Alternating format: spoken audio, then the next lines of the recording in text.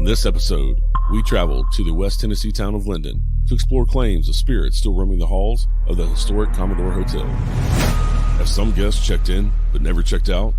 Join investigators Austin Lawrence and Eric Freeman Sims on their journey to connect to the past as they investigate stories of the strange, the bizarre, and the strangely haunted.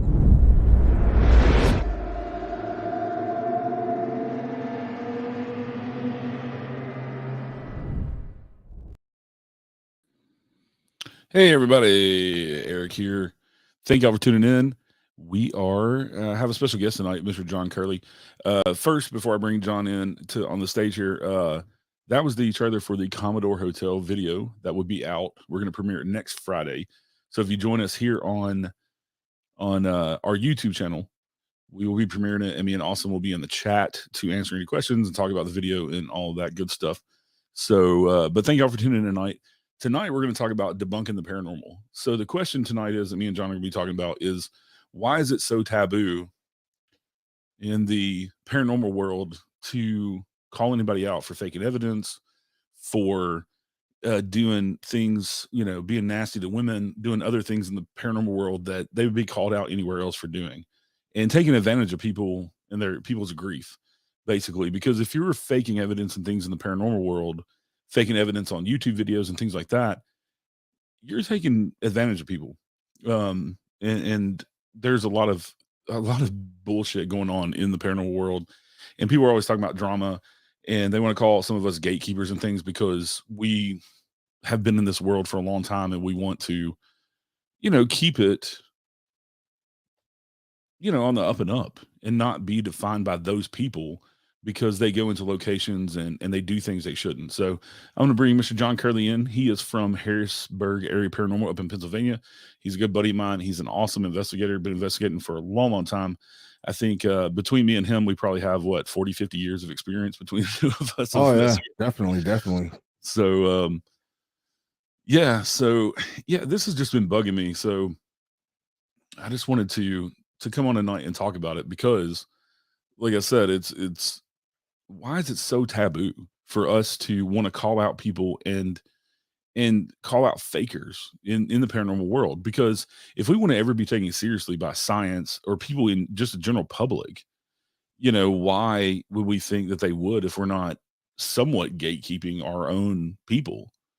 And one of the reasons I want to have you on, John, is because you started some controversy with a live stream that you did calling out a specific investigator and showing evidence of him faking and being full of it, basically, and defrauding people by doing certain things that he does, and kind of got a little backlash online. Somebody even asked Jason Hawes about it because Harrisburg Area Paranormal is part of Tapp's family, and so it made it all the way to Jason Hawes of all people. Yeah. I just think for a long time, I've been in the paranormal field for 25 years, so.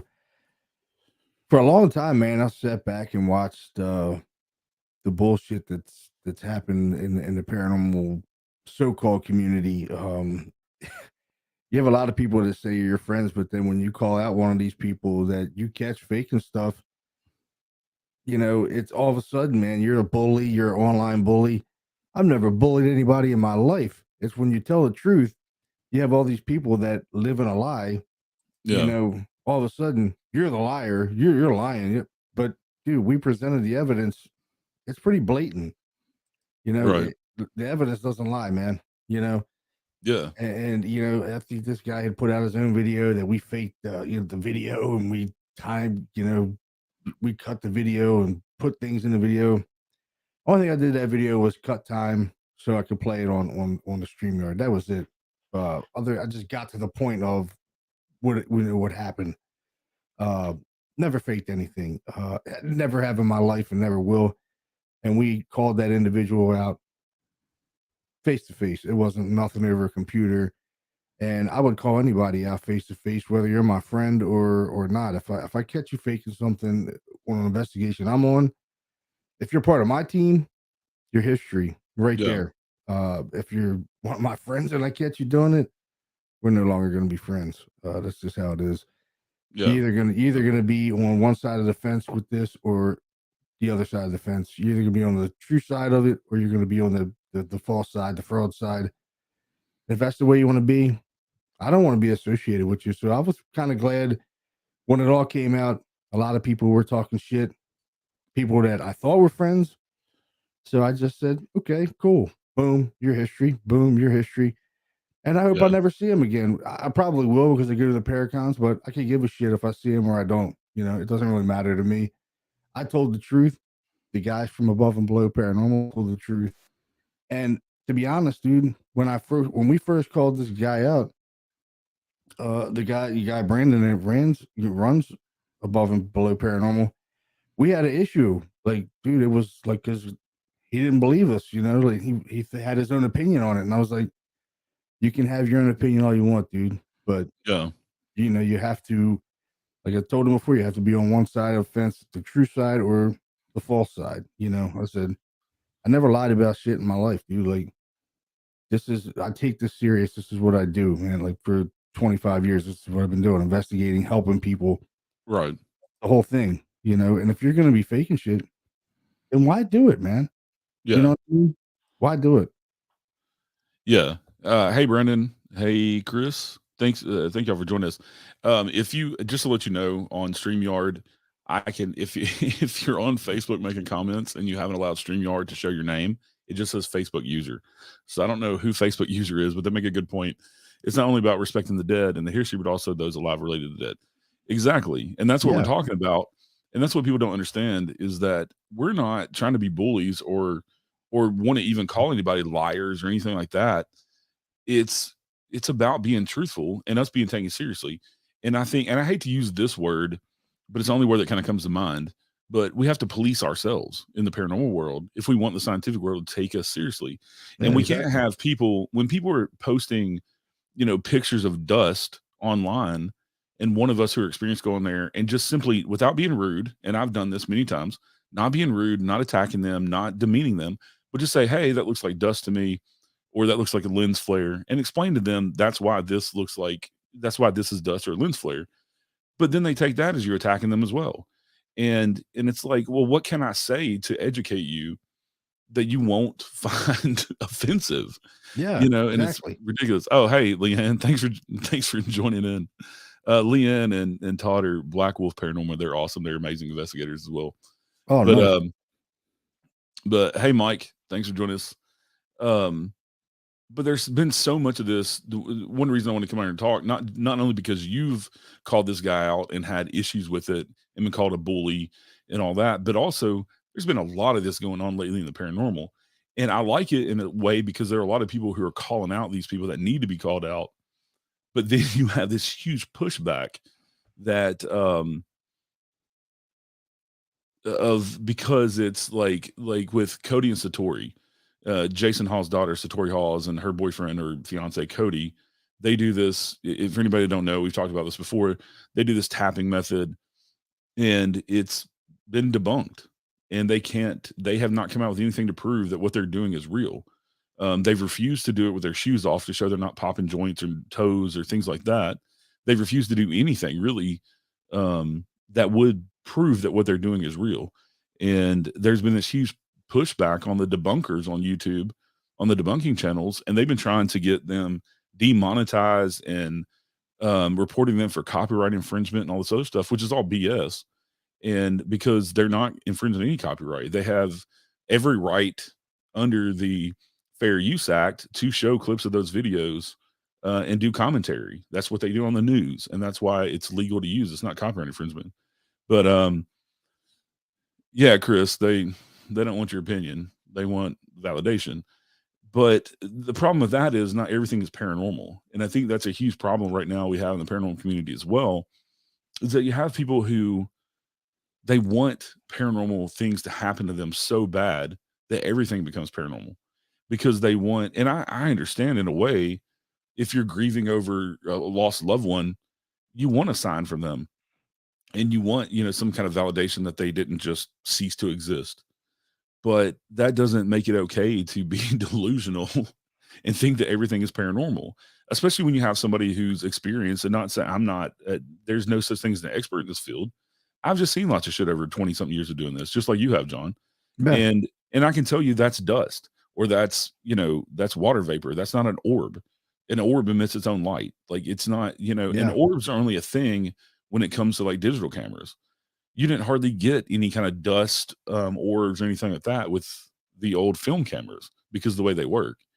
And so, but you can't call anybody out on anything in the paranormal world because it's like you said, you're a bully or you're a gatekeeper, or I've been had somebody call me a paranormal gatekeeper, a gatekeeper of the paranormal world, and I was like, how? I'm like, because I say that people need to go and learn how to investigate before they throw themselves in a newspaper or get on a magazine and shit. Yeah. If you've only been an investigator and only had hey Crystal, only had Excuse me. a team for a year and you've never investigated before that, don't you think you might want to go out and learn how to investigate and learn what's right and what's wrong from people who have done it for a long time and done the trial and error thing? You know, so that I got called a gatekeeper because I talked about that. But I hate that it's kind of overshadowing people like you, people like me who are serious about this, people like Crystal with the Ghost Hunting Housewives, like Leanne and Todd, Michael Lachiana, hey Michael, who are serious investigators, and our number one priority is to debunk ourselves first, right? Oh yeah, That's 100%. what I do every time. Yeah. There's been many things that I, couldn't really say that was paranormal, and I had to throw it out. I couldn't Right. definitively say it was paranormal or it wasn't. And if you can't distinguish between either or, you have to throw it out. It's just how it is. Yeah. I don't know, over 25 years, I've done hundreds of investigations, like hundreds. And I have hundreds of EVPs, pictures, video of investigations. In the paranormal community now, it's just like everybody wants to do a YouTube show or TikTok bullshit or something. It's not even about what this is about. Like, we're doing this to find an answer, to help people, to help ourselves, to find an answer to the big mystery of what is this phenomena. Right. And I got into it to help people trying to find that answer. And the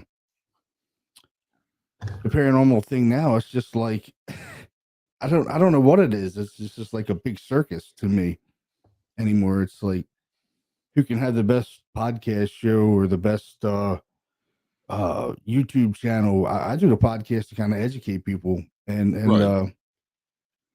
tell let these people hear our experiences of real paranormal investigations. We go out and do real paranormal investigations. I don't go out and do these huge locations.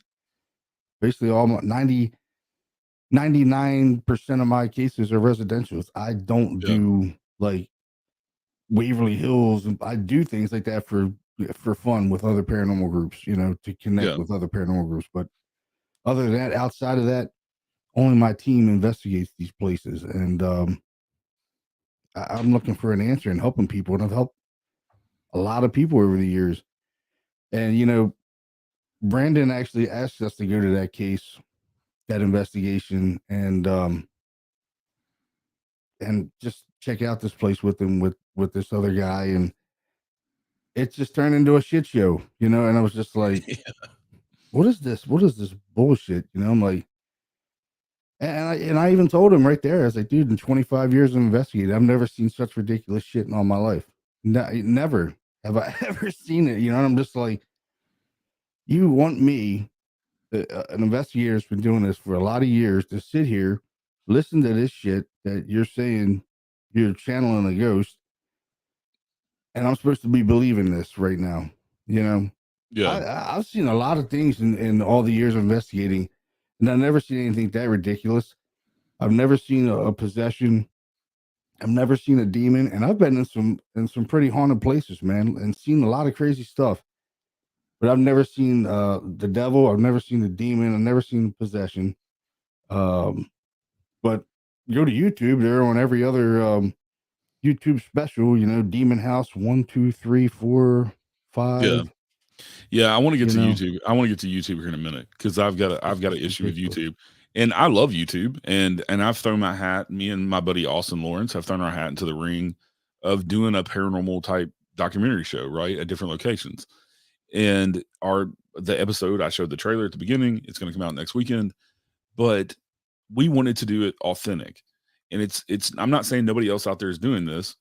We want to do it our style, and we want to do it authentic. And so I'm going to tell you right now, there's at least 15 minutes in the video that you'll watch next week if you want to watch it. That is us debunking ourselves.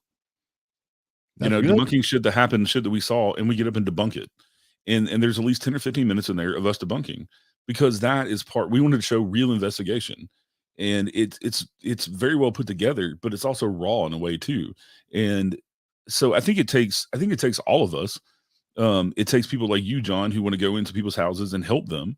That's not my forte. I dealt with enough people working in medical field, Oh, I and bet. mental health and all that. But and I've done residential cases and helped people, but that's just not my thing. My thing is to go to like Waverly Hills and these other historical places and do events and help them keep the doors open, because I think that's important too. But I think it takes all of us to do that. And my motto going into any location, especially one that you don't know a whole lot about, is that we're going in to investigate the stories of a haunting, not a haunting, because all we've heard is stories.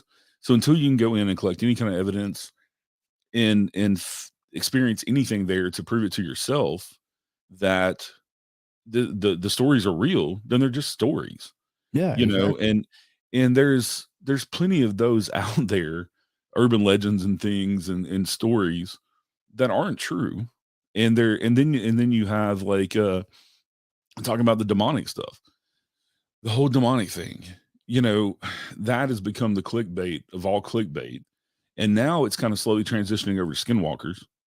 Everything's a skinwalker now, no matter where you're at in the world. I've already put on my high horse about that.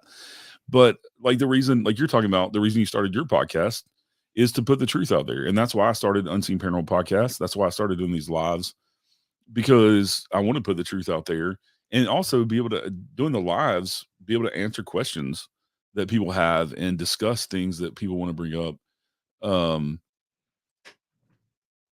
and talk about these things and get these things out there, because I think it's important. Just like I've been talking about women in the paranormal, they're important, and the fact they've been marginalized is ridiculous. I've talked about that quite a bit too, and all of these issues. But once you start talking about these issues, people, you're a bully, you're this, you're Yeah, that, you're a bully. because you're trying to do good in the world. And and I'll tell you what I think about demons in the paranormal. I've been doing this almost as long as John. I've been in many, many locations, never come across. I've come across spirits, and I always say, if you're an asshole in life, probably give me an asshole in death. That's kind of my motto. And if you listen to the show on a regular basis, you've heard me say it 1,000 times. And I had a demonologist on the show who works for the Old World Catholic Church. He is a straight up demonologist who trained to be a demonologist, and he's also a paranormal investigator for 20 years. And he told me in paranormal investigating, he's never come across anything demonic. But he said, in the church world, yes, because that's where people go for those things. They don't typically go to paranormal investigators. So I thought he had a point. I'm kind of on the fence about the demonic thing, but I don't do religion either. So, but people's beliefs are their beliefs, and you can believe whatever you want. And I'm not going to ever tell anybody what to believe and what not to believe. Also, don't like telling people that they're wrong about evidence and things and picking apart their evidence. But I think it's a lack of being taught the right way, like you were saying, like putting things like this out there to teach people. um and not saying that we, like I said, we're not experts, but to teach people this is what we've learned by investigating, and these are the best practices. And what you see on TV is fake, which is, a big thing. I think the general public's starting to understand.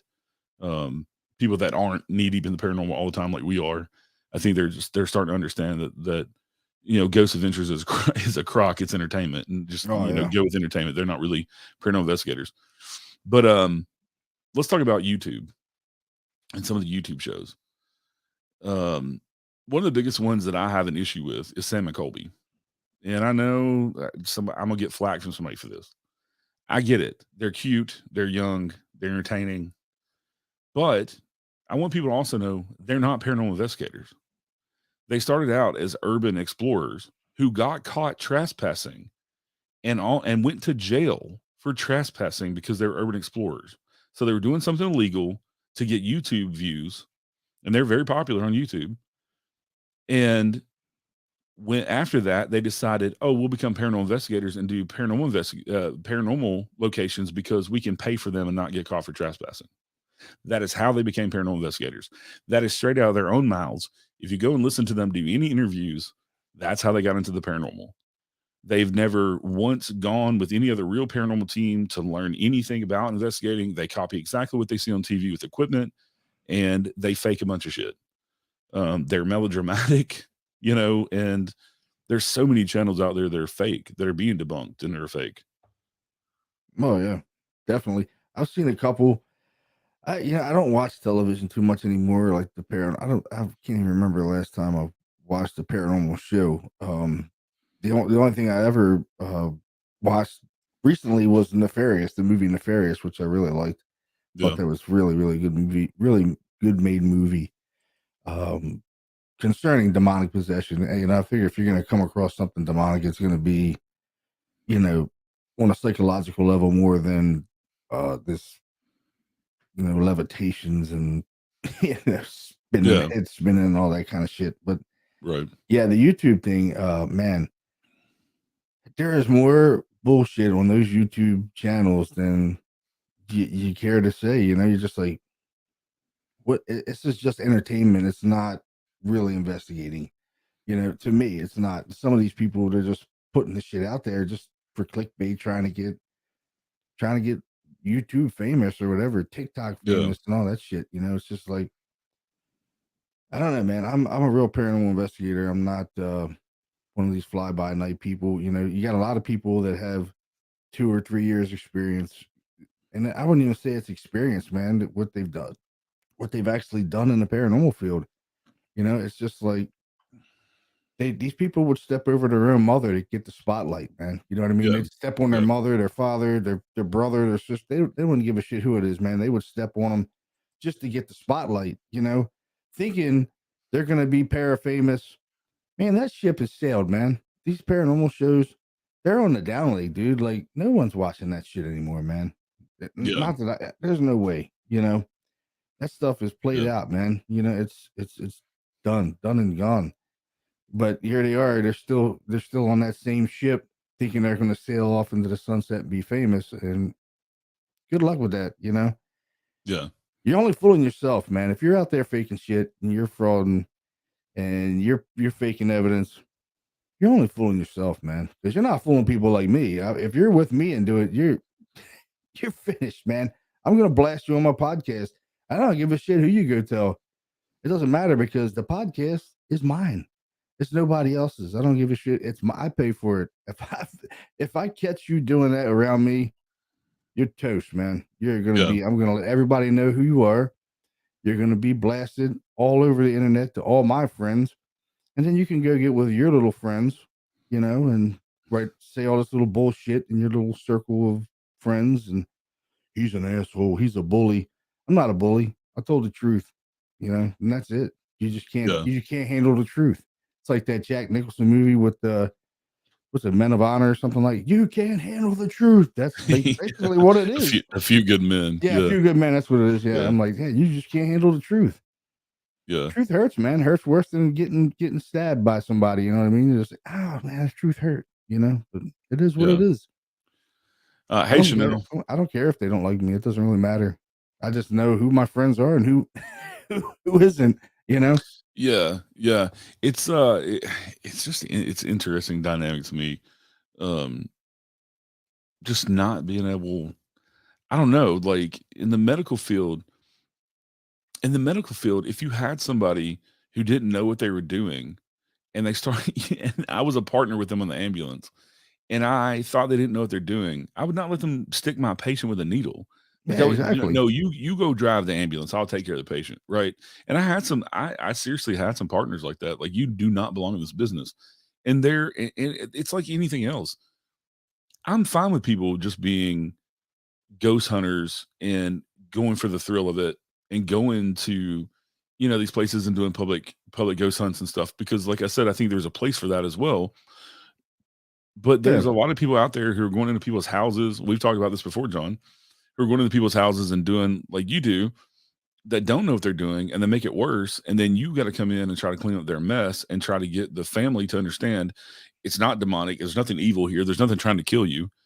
In some cases, you've had a couple cases where there were I some have. nasty things trying to kill Yeah, people, but but you've had to go in and clean stuff like that up, and I think that's ridiculous. Um, that that even happens, and they go out there and tell people all this BS information, um, that they're just regurgitating from TV. It's not anything that that they've ever encountered themselves. And so I think that my big thing is like, just if you want to be an investigator, like a serious investigator, and go out on your own and do homes and things, just go get the experience with somebody else who knows what they're doing, who's exactly. been doing it. Also, what teams don't understand, we talked about this before too, is that going into other people's houses and stuff that you don't know, you're putting yourself in danger. It's Yeah, dangerous. You don't yeah. know what their intentions are. No, You know, you don't know if they have mental health issues. And so, and now going back to YouTube, I kind of got off on a different tangent, but good old ADD. Um, and I'm drinking coffee, so that makes you're it getting all worse. wired up.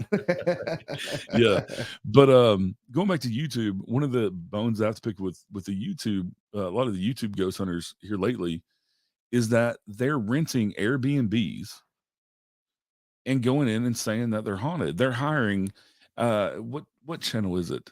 Shit. I'm trying to think. I think it's Omar Gosh and his crew of merry men, the bro culture they got going on. They're renting Airbnbs, and that's, for one, that's against the rules of Airbnb and Verbo and all those sites. If you want to film commercially in there, you have to get special permission to do it from the owner.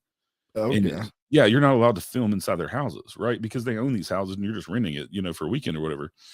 But they're going and they're renting these Airbnbs. And this has been, you can go look this up on some of the debunkers channels.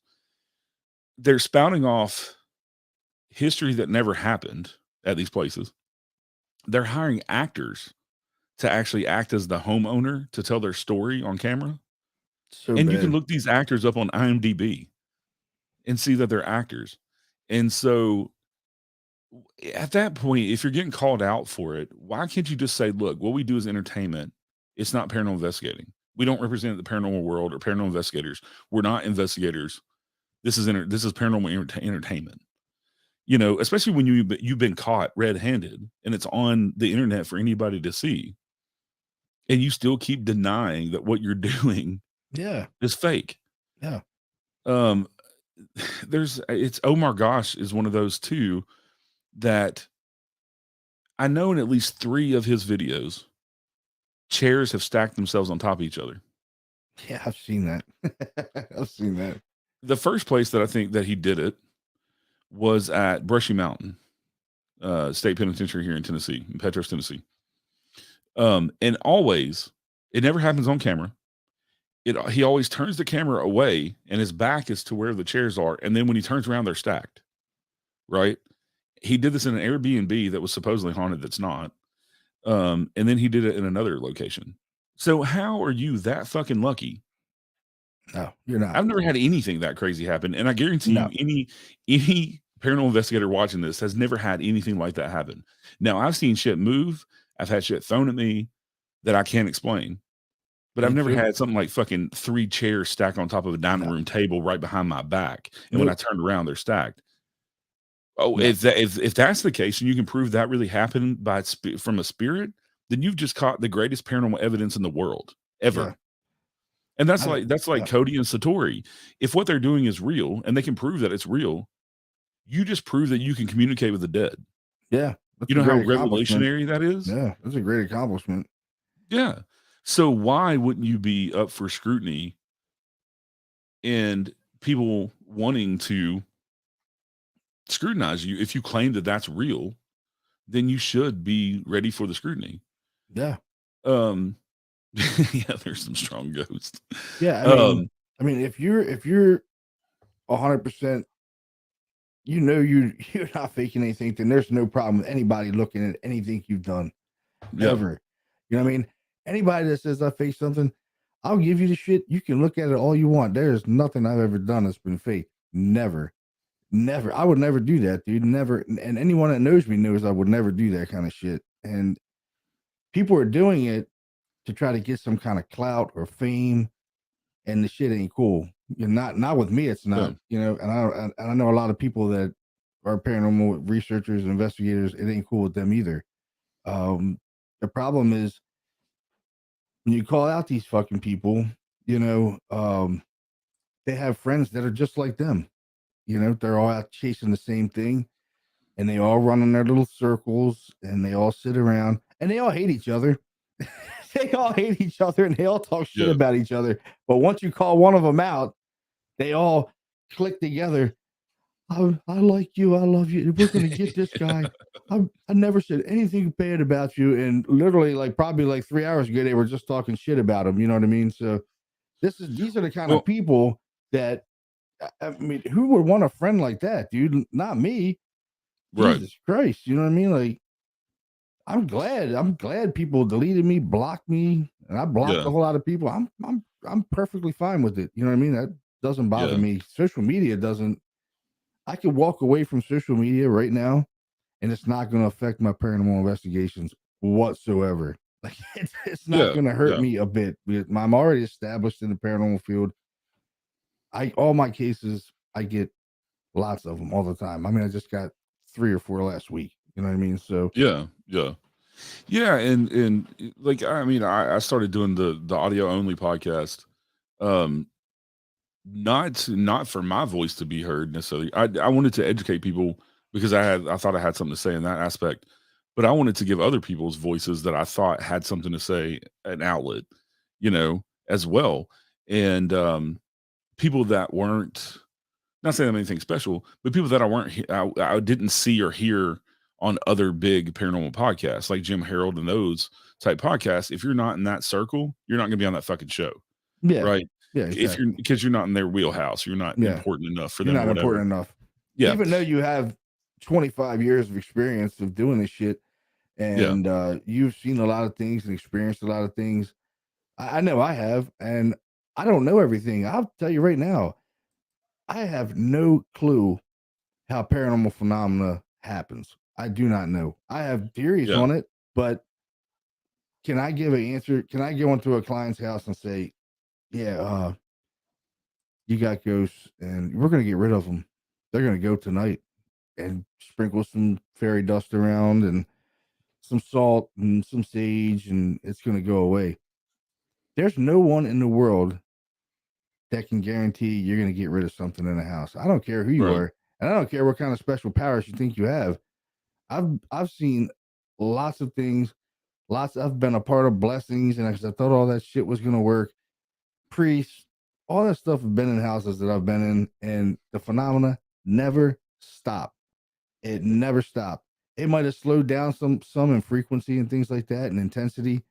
And then other times it came back with frequency and intensity. So, I love watching, and the YouTube things are classic for that. They all get to, come in and we're going to do a blessing, and this shit's, it's gone. It's never coming back. Everybody, it's a happy ending. Yeah. These things don't end in a happy ending. You know what I mean? There are no happy endings to this shit. There are no explanations to it. But everybody has an explanation. You should give the Paracon, you see them talking. Everybody has an explanation for this. They have an explanation for that. There are no explanations. There are no experts. We are not experts in the paranormal because we do not understand the phenomena whatsoever. Yeah. I love when people say they're an expert. I've been doing it a long time. I'm not an expert. I don't have the answers to it. I'm looking for the answers for it, but I don't have the answers for it. You know what I mean? I wish I did. I wish I did. And my buddy Steve Stockton, one of the things that he always says is that when he thinks he has one answer, it creates 1,000 more questions. Yeah.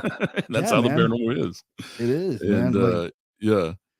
And there's an arrogance with some people, like you're talking about, especially with the Paracons and stuff, and this inflated sense of self that I'm more important than you because I was on a TV show.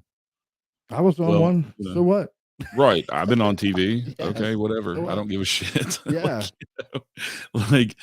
And it's just like, okay, well, I think that has a place because I think it helps get our message out more. You know, the more visible we are, I think it. You know, especially people like us being on TV, it helps get our message out more about serious investigations and things. But yeah, as far as I don't give a shit. I didn't start to do this to be on TV or to be famous, and I have no desire to be that way. I'm 41 years old, and I could give a shit less. I No, really could. I just don't care. yeah. Um, I just want an answer, man. yeah, A I validation for my own sake and for the client. right, You know what I mean? Like I right, want a validation. Does paranormal phenomenon exist? Yes, a million percent, it exists. Do we yeah, understand it? No, we do not. You know, and I yeah, love hearing people say they have an answer to this shit. You go to these, like I said, you see people talking about it. When I'm talking about stuff, if I'm doing a lecture or something, dude, I present the evidence that I've caught in investigations and let people make their own decision of what it is. You know what I mean? yeah, This yeah, is this is what I've caught. What it is, I don't know, but here it is. You know, we heard disembodied voices. We yeah, captured this on video. We captured that on video. Here's some and pictures. that's yeah, and that's how I approach as well. I will never tell you, "Hey, this is a ghost," or "This is the ghost of so and so." I don't know. I was asking for Sarah, and you know, I was asking, "What's your name?" And Sarah's one of the ghosts supposedly here. That's one of the stories, and I get the name Sarah. I can't tell you that that's actually a spirit named Sarah. I can tell you I can't explain where the hell the voice came from.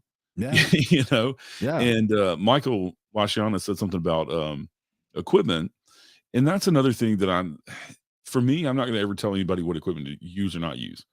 I think it all has its own place if you use it properly, and if you're using something that's fallible, like an EMF meter or like a REM pod, I would just say be cautious with those things because they are so fallible and easily set off. Yeah. Now if you have 5 pieces of equipment, you know, at the same time you got an EVP the same time that the REM pod went off and the K2 went off and the cat ball rolled across the room. You know what I'm saying? Like to me that okay, I believe it a little more that the REM pod went off because of something out of the norm, paranormal. But um but looking at a REM pod individually to me because your cell phone can set it off.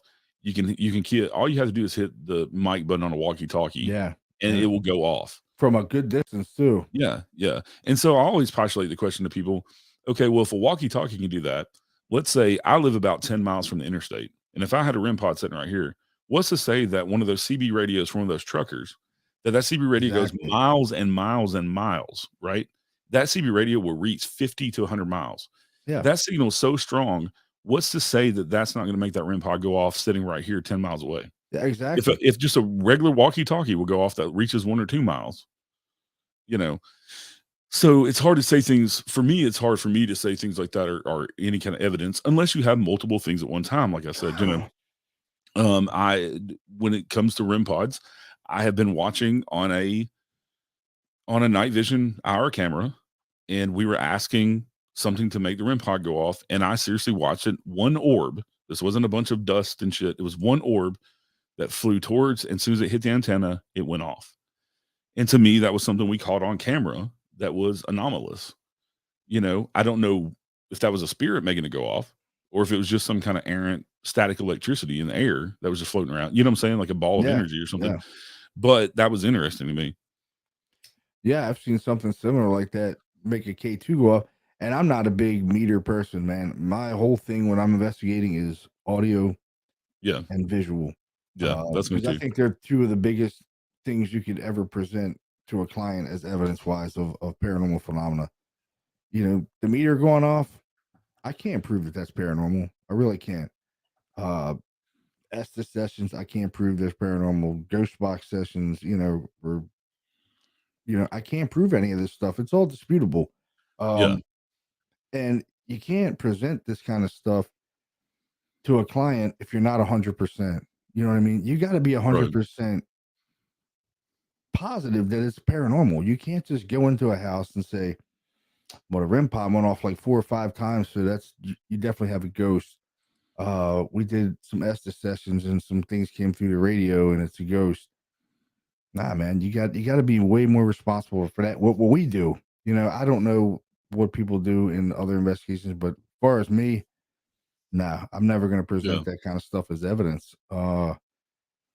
It's just not responsible enough to do to me. I got to make sure everything is 100% valid that I'm presenting to a Right. person. Right. You know, they're already afraid. You Right. know, they have shit going on in their home that they really don't understand. There's a phenomena going on they don't understand. They're experiencing, and sometimes they think they're going crazy. Well, So, and a lot of times it involves children as well, which yeah, makes it yeah, even more imperative to not scare them more. Yeah. yeah, we have a huge responsibility to do the right thing.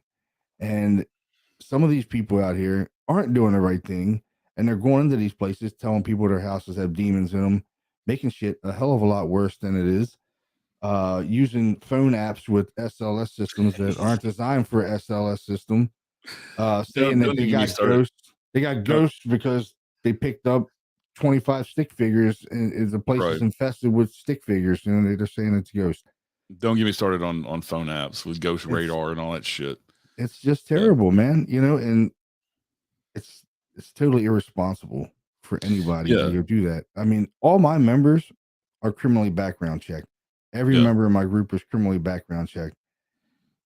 Some of these groups don't even check their members. They can have a criminal background, and you're going into a house with kids, Yeah. women, you know, disabled children, and I mean, dude, you Oh, I've heard it's nuts, man. I've heard of teams getting this has been a long time ago. I haven't heard it recently, but I heard of a team that got accused of stealing stuff out of somebody's house. And Yeah, I now have too. I don't know if they did or not, but that's the risk that you take going into somebody's house and you're going Yeah, through all of their bedrooms and their personal shit. You might get somebody who's paranoid or something and accuse you of that when you ain't stole anything, but you might get your ass in some legal trouble, yeah, you know, and haven't even done yeah, anything. But on the flip side, like, you know, you're talking because your experience is from mainly doing residential.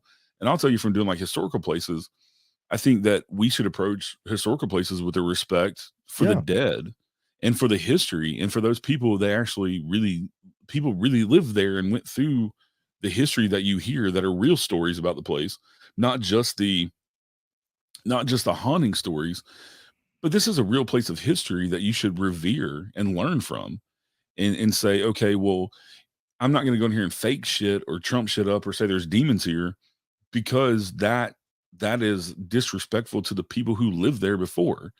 And maybe people lived there who had paranormal activity that ran them out of the house.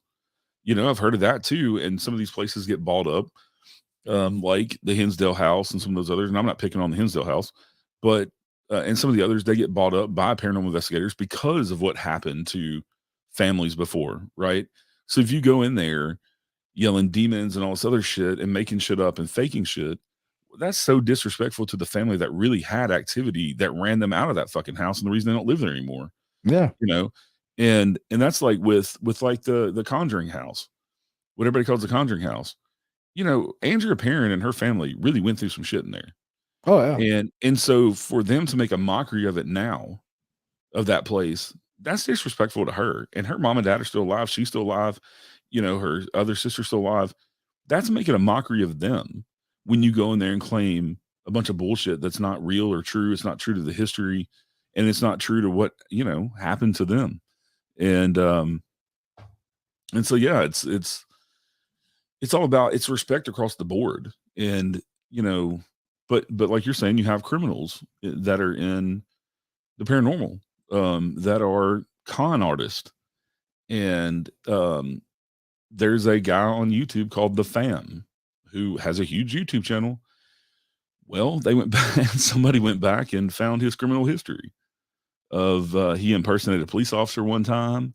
He's conned all these people out of money through a computer parts scam and all this other shit. And people are still allowing him um to investigate. And he's on YouTube trying to defend himself and say that these people are lying. But you can find review after review with this guy's real name saying that he's defrauded them through a computer parts business and he's treated them this way or that way or you know um so yeah, the list just goes on and on with the YouTube people, especially right now with the debunkers having a heyday with a lot of these people. they and are. and I would tell people when you see a lot of these videos as well, Some of them are just obviously fake. The question that I want to ask, and I'm not any way, shape, form racist. I'm not being racist. For Christ's sake, I'm a fucking gay Native American, so I'm not racist in, in any way, shape, or form. Exactly. But why is it that every Spanish video or Asian video that is paranormal always has the fucking grudge bitch in it? Yeah, I know. Is that supposed to? I don't know. Is that like a big like Can anybody can legend in anybody their country or something? I don't know. I don't know, but I'm telling you, every paranormal video that I've seen, most I'm not going to say every because it's generalization, but a lot of them, if they're Spanish speaking or they're one of the Asian countries, Japan, China, one of those countries, they always have, but they're faking the videos. You can tell they're fake, but it's always a bitch who looks like the grudge bitch. She's in a white dress, long black hair over her face is white, Yeah, and they try to pass it off as being real. It's yeah, just that's just a I don't, it's just a observation that I've made. I'm like, but and yeah. it may it yeah, Chanel, it may be cultural. I don't know, but I didn't know that there was like a grudge chick type cultural thing in Latin America, but there may be. There is. I think it's called Lorona or something like Is that. it La Llorona? Yeah. Yep. I don't know a whole lot about that. I've heard of it before because it's Basically, also been I in think it's movies and shit. like the woman killed her daughter or something. I don't, or the kid or something like that. I can't. I've seen it on Yeah. TV one time, but I don't. I don't know if there's any validation behind any of it. Yeah. Well, if they want me to believe their videos, they need to use something else besides the Yeah. grudge Yeah. chick. Because They all if look the that's same. well, apparently that's the grudge chick is the one that's haunting all of them. Like everybody in Asian Yeah, that's America kind and of Latin weird. America is being haunted by the It's kind grudge of chick. weird. Every Guess it's video they get of a ghost, it's the grudge chick. a You know? universal legend, I guess. I don't know. It's kind of weird. It's like Bigfoot. Everybody Yeah. sees Bigfoot, saying Bigfoot. But Yeah. Yeah. But John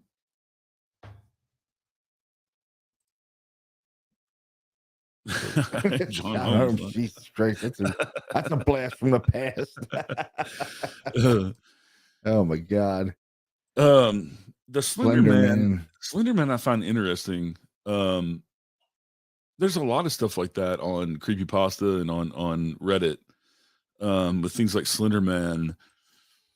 I don't know. It almost reminds me of like a tulpa, like a thought form. You know what I'm Yeah. saying? Where so many people believe in it. And it comes And true. Yeah. yeah, and there is some scientific basis to that. If you look up from the Center for Cyclical Research in England, back in the 70s, they did an experiment called the Philip experiment.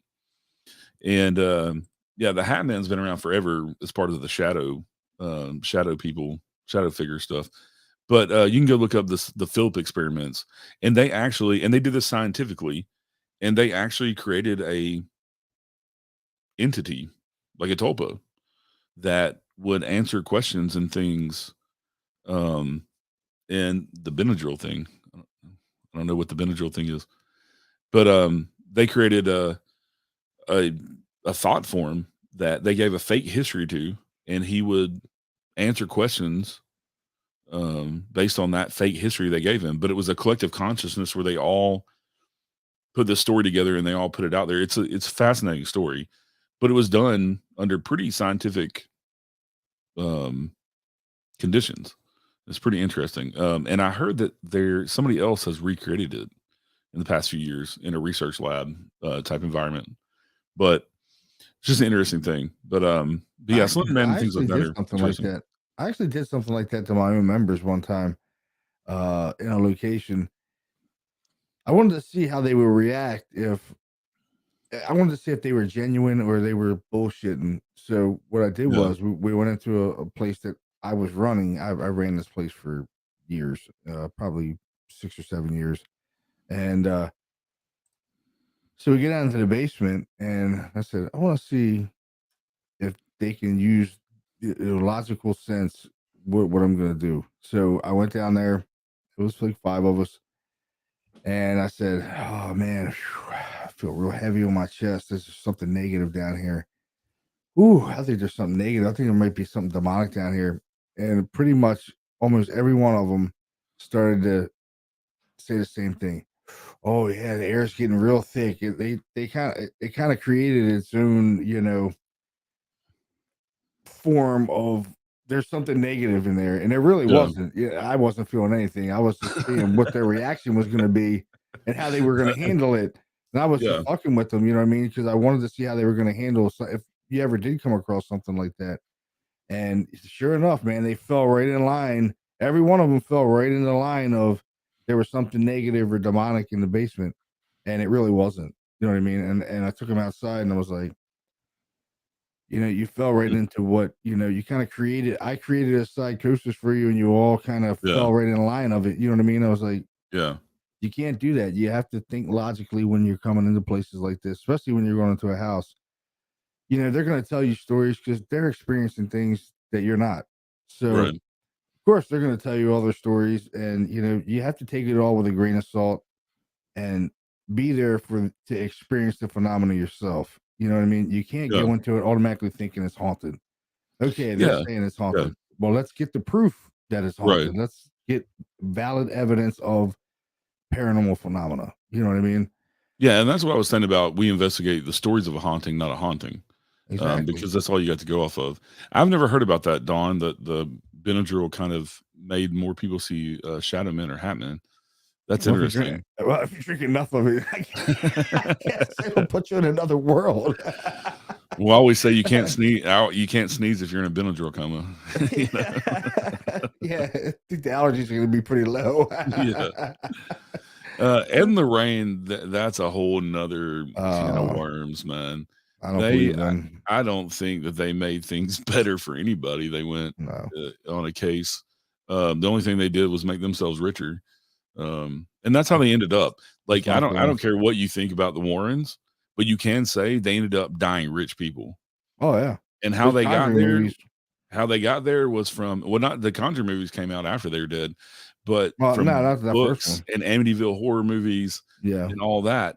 That's what made them rich. And how they started off not rich, they're like politicians. Politicians go in the office, they're not rich. When they come out, they're fucking filthy rich. And that's how the Warrens were. And so that's my opinion on the Warrens. I don't think they helped anybody. I think they helped themselves. And how you can just be a self-proclaimed demonologist, and then Lorraine Warren all of a sudden became a psychic. I don't know how that happens. I don't believe them. But that's another thing with the paranormal so-called community. Fuck having your opinion. If you know, say, okay, I don't believe the Warrens. I think the Warrens are full of shit. You're the worst guy that ever fucking lived on the face of the earth. He said Ed Warren phony or Florian. It's my opinion. I can have an opinion. You know what I mean? Like, it doesn't make any sense. They want to crucify you because you either told the truth or you have an opinion about somebody that you think is some bullshit. You know what I mean? Like, when I first started the Unseen Paranormal podcast, I'm not going to name any names, but somebody told me, I'm just going to warn you, if you talk shit about the Warrens, you'll get blacklisted. And I said, blacklisted from fucking what? Yeah. What are you going to blacklist me from? You can't take me off the internet. I've not done anything to warrant that. Like, you know what I'm saying? So how are they going to blacklist me? And I think it's awfully funny too, because my show's just gotten more and more popular. So, what are they going to come back from the grave and kick me in the ass? Like, what are they going to do? To blacklist me. I mean, what their little minions going to come get me or something? Like, I was the person that told me that was dead serious about it. John was dead serious about it. Don't talk bad about the Warrens to be blacklisted. Yeah. Well. Okay. Oh well. I was also told not to talk smack about Zach Saggins, and I talk smack about him all the time. And I said, "What, is he going to pick a fight with me on Twitter? Oh, that'd be good for my show because he has millions of followers. Yeah, exactly. That would be very good for me." Like let him take a fight. You got to be one of the cool kids. You can't. It's like in the paranormal community. If you go against the grain with any of these phonies, and frauds, you're the worst guy that ever lived. You're a bully. You're an internet bully. You're a liar. And really, they're the liars. And they make people like us, like we're out to be the bad guy. No, we're out for the truth. And we tell the truth. Right. Because you can't handle the truth. Right. So, you can't handle the truth. You want the truth? You can't handle it. But that's kind of how it is. You know what I mean? I'm just like, next time we go live together, I'm going to program that into my roadcaster. And I'm just Dude, gonna randomly now I hit it. got you a good quote, dude. You can't Well, handle the truth. I put up a video a while back, and it actually got a little bit of traction on TikTok. It's got like 1,000 views on TikTok. It didn't go viral or anything, and it's got quite a bit of views on the Facebook page. But it was my attempt to show the paranormal how too serious they are about themselves, and it was my fart video. And I don't know if y'all have seen that. I think I deleted it off of here, or I would. I seen it. It was funny. I think I deleted it off of here. I'd play it for y'all, but I was just trying to show we were investigating Brushy Mountain. We had Cracker Barrel before the investigation. It made us all very gassy. And these are things that happen on a real fucking paranormal investigation. You never see it on TV. You never see it on YouTube. So I made a fucking little 30-second video that it reeled people in because it said, this is unedited raw footage of a paranormal investigation. And it had this whole warning that I did the voiceover for. And then it was just us shitting our pants, basically, and it echoing in the prison. And like, okay, it's dirty humor. Some people don't like fart humor and all that, but but I was just trying to show there's a funny side. We have fun investigating too. It's not yes, you can be serious about investigating, but you have fun as well. Yeah, you do. Yeah, I had the demonic activity, all right. Yeah, had that like sulfur smell. Taco bathroom at midnight. The Taco Bell bathroom at midnight.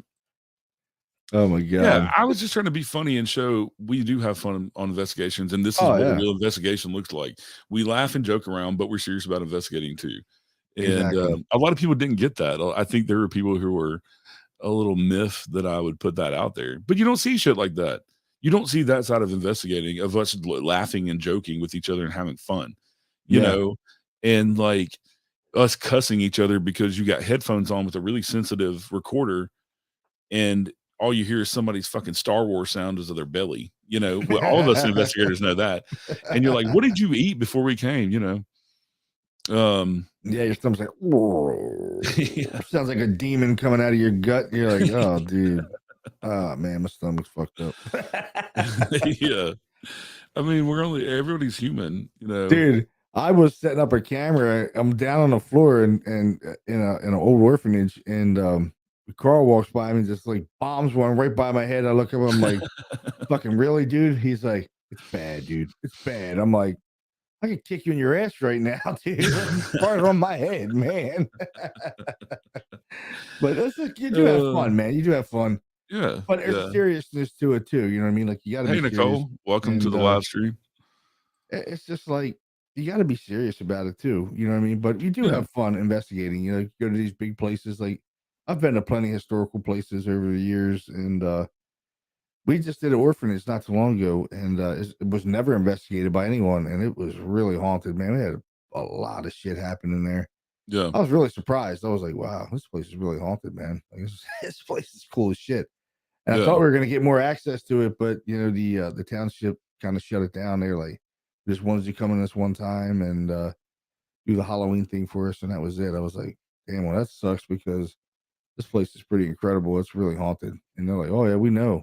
And I'm like, well, if you ever get a whim again, please call me, because I would definitely come back. Yeah, it was super haunted. I was like, wow, this place is awesome. Thanks for sharing, Nicole. Appreciate that. Yeah, the blooper reels are awesome, and me and Austin are gonna do some of that with the strangely haunted stuff, just because. And when you watch the strangely haunted video, we're joking with each other in there too. There's a part where I see myself in the bathroom mirror and scare myself. I'm like, I'm seeing movement in the bathroom and look over and it's me, in the mirror.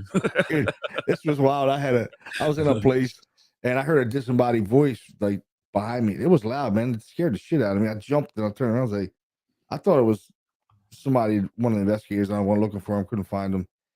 But then I opened the closet door and there was a goddamn cutout of a Chippendale in there. Dude, I almost shit my pants. I was like, ah! I opened the door and there was a cutout of a Chippendale dancer in there. I was like, Jesus Christ. Scared the shit out of me, man. I was not expecting it. I was like, that got planted for sure. Yeah. Hey, Stephen, thanks for joining us this evening from Louisiana. Steven. Nice. Yeah. Yeah. Oh, that's cool. Try being a medium, awesome. Yeah. I'm sure. scare you all the time. My house is haunted, and that fucker scares me all the time. And not like scares me, but like it's one of those jump scare things. Like I wasn't expecting something, and like Yeah. leave me alone. Like come on, Um, there's some locations that get me too, Chris. Like Octagon Hall in Franklin, Kentucky. If you go into like it was like the medical room during the Civil War where they had patients or whatever, and there's bloodstains on the floor. They have these weird fucking dummies. They're like made out of knit material, but they don't have any faces and they have no hands. It's like a nub. And in the dark, they're creepy as fuck. They're so creepy in the dark because you'll forget they're there and you go walking through there and you're like, shit, where else was it? There, I'm trying to think of the other place that had the damn dummies in museums and stuff always get me. And I'm trying to think of the other place that I investigated that had dummies for like recreation that were just weird. But yeah, they always get me. They always get me. Dolls too. Dolls are just creepy in the dark, especially you Yeah. get some of these places that have a whole damn room full of dolls, and it's just like they're just creepy. They're just, especially in the dark, they're creepy. I like the ones that have they have a haunted doll, so if you touch them, you're gonna die. And I'll walk up to them and I'll grab their hair and go, I don't think I'm gonna die. But you could die 6 months from now. Yeah, but it ain't gonna be from that doll. Trust me. Yeah. I could walk out of here right now and get hit by a car. That doesn't mean the doll made that happen. I just didn't watch where I was going. Yeah. Oh man. Well, and also, I mean, we sit in the dark for hours on end with nothing happening a lot. And so you have to entertain yourself. Like I have ADD. I've got to be entertained some way. And if you don't want me to just constantly talk, because that's what I generally do when I'm bored, is I talk. And if you want me to shut up, then you need to entertain me somehow. Otherwise, you know what I'm saying? Like, especially if we've been sitting there for 2 fucking hours in the dark and nothing's happened. Like, I'm gonna go smoke a cigarette. Like, Christy said apparently. Oven mitts. Ain't that what the guy was it Tony Spear wears oven mitts when he handles the Annabelle doll or something? Yeah. Dude, what the fuck is that gonna do? Like, maybe they're holy oven mitts. I don't know. Blessed by the Pope. Blessed by the Pope himself. Make any sense? I love when people have them in like the house in like haunted like boxes, like whatever's in there this box is gonna stop them from whatever this is from coming out. Like there's a magic potion around it that's gonna stop a spirit from coming out of the box and out of the doll into the room. Yeah. Like, come on, man. It's totally entertaining. There is no answer to this shit. There's no parameters to what these things can do. So how can anybody say you can trap it in a box and it's going to stay there? It's not coming out of there. I'm telling you, it's not. Yeah. Let me tell you this enough times gone by that I'm gonna tell you all this. I saw somebody who put up, and if they see this, they're gonna be butthurt, but I really don't care. I don't give a shit. But I saw somebody who was doing an event at a place, and they claimed on their event page that they had 7 minutes of cows mooing EVPs. Huh? Yeah. Mooing EVPs.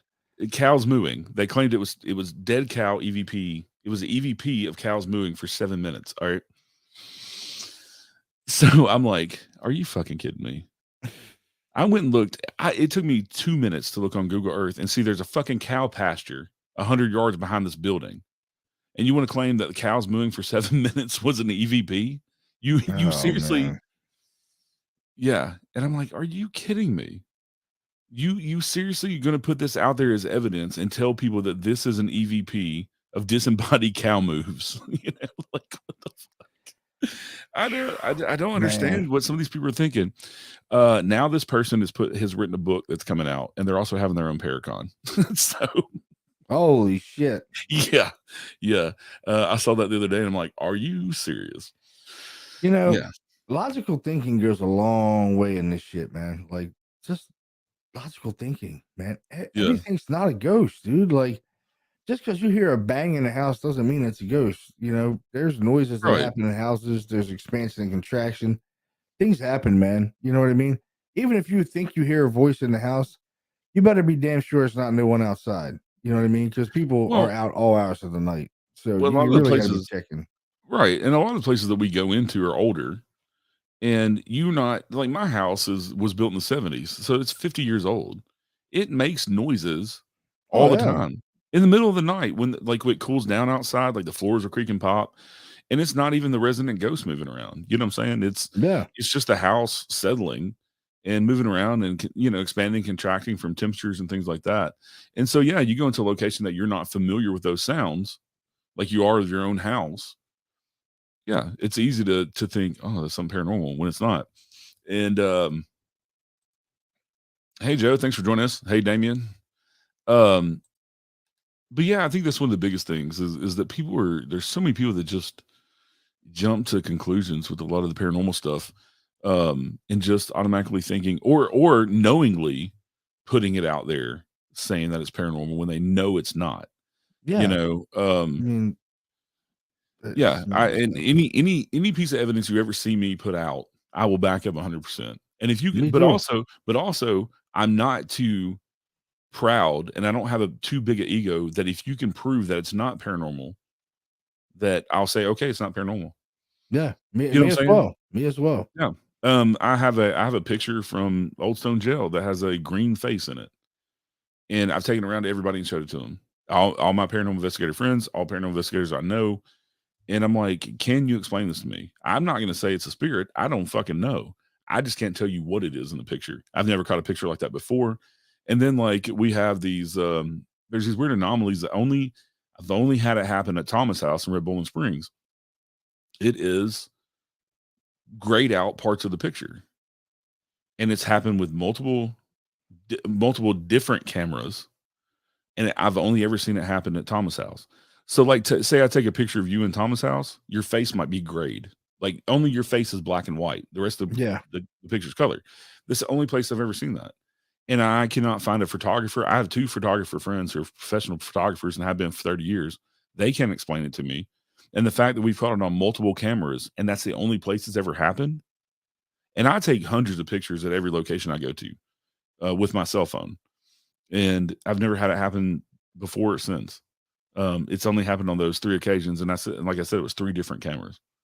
Um, you know, I got an awesome picture of a ghost. I mean, probably one of the best pictures you ever see of a ghost. Um, yeah. this was cool, man. A little girl caught it on a little Nintendo DS back in 2000 and what was it 10? 2010, I think it was. She's taking a little selfie. You know, that's kind of when selfies kind of were first coming out. You know what I mean? She's like Yeah. takes a selfie of her and her mom is off to the right, but off to the left, there's a woman with a side profile that's come into the picture. And Oh, yeah, you've shown me that picture. That is dude, that is crazy. an awesome ass Yeah. picture. And Yeah. when I called they were like, "Who is this woman?" You know, and I'm like, "I don't know, somebody in your house." She's like, "Just me and my daughter. There's no other women in this house." And Yeah. so I got the landlord's name and stuff, and I contacted him and I was like, "Do you know who lived in the house prior to these people?" He gave Yeah. me a name. I googled the name, and this woman's obituary popped up. I was like, "Okay." So I go into the obituary. I'm looking at the obituary, and there's pictures, and there she is. She's in the picture. I'm like, "Holy Yeah. shit, that's her." I mean, you can see the jawline, the nose. I did show you that picture, and Yeah. Yeah. it's pretty amazing, man. I'm like, oh my, I mean, all the hair stood up on my arms when I opened that and seen that picture. I'm like, holy shit, that's her. I Well, was and like, wow, to me, yeah, Chanel, that's awesome. That's amazing. And to me, something like that is one of the only times that you'll get almost irrefutable evidence. Like that to me is pure fucking evidence. How can you explain that?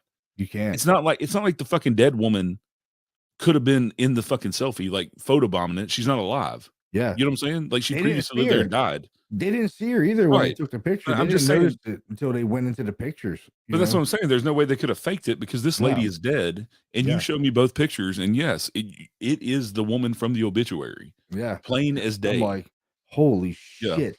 I mean, dude, when Yeah. I seen it, like every hair stood up on my arm. I was like, oh Yeah. my God, dude, this is her. And she died.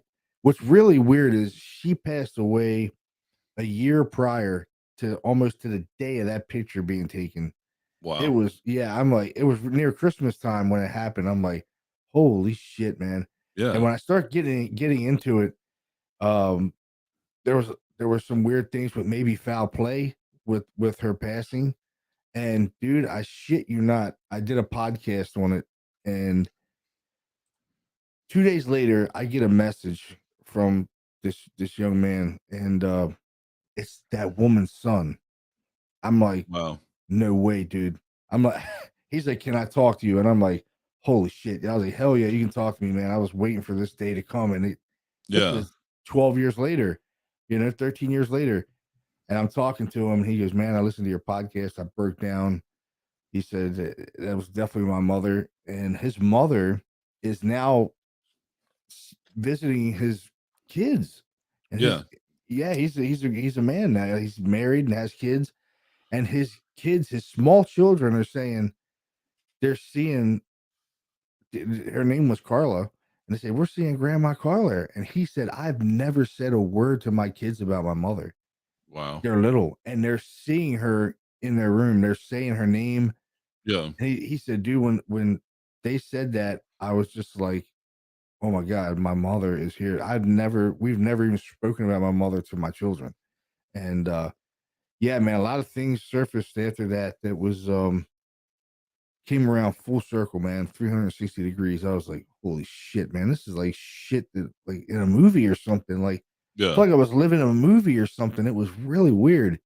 You don't get many cases that come around like that. You know what I mean? Like, come around full Yeah. circle. And that was one of them. I'm like, wow, man, this is pretty amazing. And it kind of puts you in perspective of, you were meant to be there for this for some Right. reason. You Right. know what I mean? Like, whether Yeah. it's, To help these people. Yeah. yeah, dude, it Yeah. was like, you are particularly picked to do this, to be on this Yeah. case and experience this phenomena. It was amazing, dude. I've never experienced anything like that.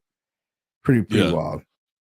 Another thing that I'm finding with the faking community is that a lot of locations are blacklisting them. Yeah, These YouTubers, I they think are. that's awesome. I think it's Yep, great that they're having a video policy to where if you're going to put a video out about our location, we want to see it first and we yep, want to sign off on it. Otherwise, yep, you can't post it or we'll take, legal action. And I think that's great yeah, because you especially if you own a place like that and you it's living history, right? We go in there to try to connect with the history of the people that live there. So you got somebody that's coming in yelling skinwalker demons, I yeah. got possessed, all this other shit just for clicks on YouTube. It gives that place a bad reputation. It does. I'm gonna tell you right now, for me, I don't care to go to places like that. It does not entice me whatsoever. Um, when YouTubers, put a location like that. So I think it's amazing that location owners are starting to do that. And I see lots of posts. I just saw one from Sweet Spring Sanatorium. They put a post up the other day, like, stop coming in here and saying that there's some demonic here. I seen That it. was that Someone was just sent a it to me. I watched it. I was yeah, like, this is awesome. yeah, About time, man. I think there's a big awakening happening in the paranormal community, uh, of real people that are really serious about this, and yeah, like-minded people like us that are serious about what we do. And there's an awakening coming to it, and all these people that are faking shit, being frauds, thinking they're yeah. going to be this famous paranormal celebrity, all that shit is going to come to an end, man, because people are sick of it, dude. And they get their little groups where we're building this chat room for the real paranormal phonies. That's what it should say, because that's what they are. They're Right. they're phonies, dude.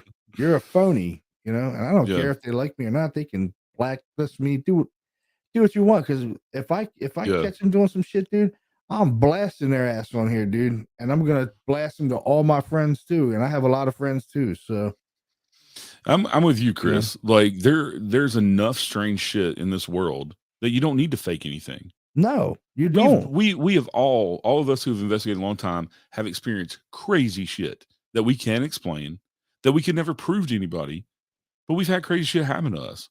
And you don't need to fake anything. If you go No, out looking for it, it will find you, I promise. it will. if you look hard if you're enough for serious it. about it, yeah. Yeah. I think they don't want to waste the time of sitting in the dark for hours and hours of shit not happening. They just want to create their own bullshit.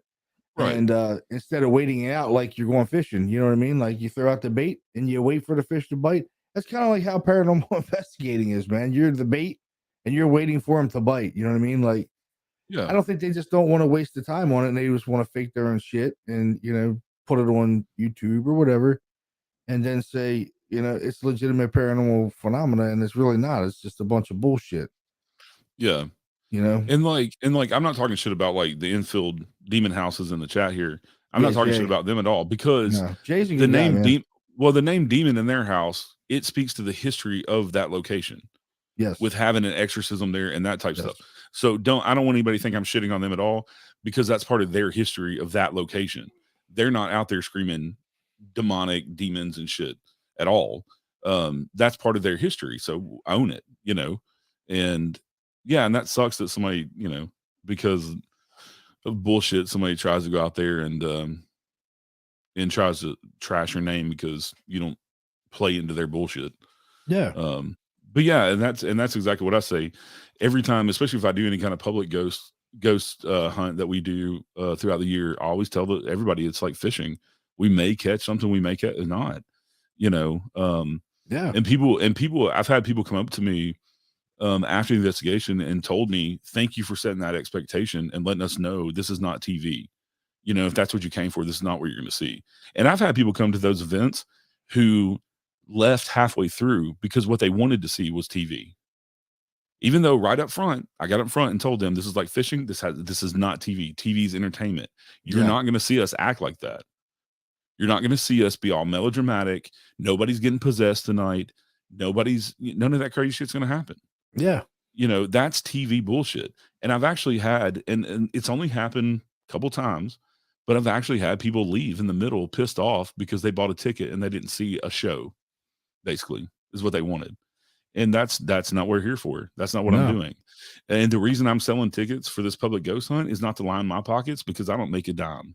All that money goes to the location, the historic location that we're investigating to keep their doors open. Because to me, that's important. Become one of my missions, and I think it's important. Yeah, and a lot of these historical houses and things, that's the only way they keep their doors open.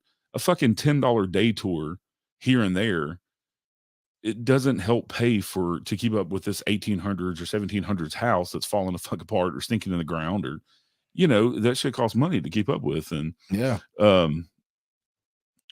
that's what I'm saying, Chris, is that they actually have documentation of the whole exorcism and all that. That's part of their history. They're not it's not called the infield demon house because they're using the word demon to get people in the door. That's just part of their history, and I would use it as well. Nothing wrong with that. Yeah, nothing wrong with that. But I think it's great that these locations are taking their power back and saying, no, we're not allowing this shit. You're not going to be disrespectful. You're not going to post this bullshit that is not real history of our location. We're just not going to let you do it.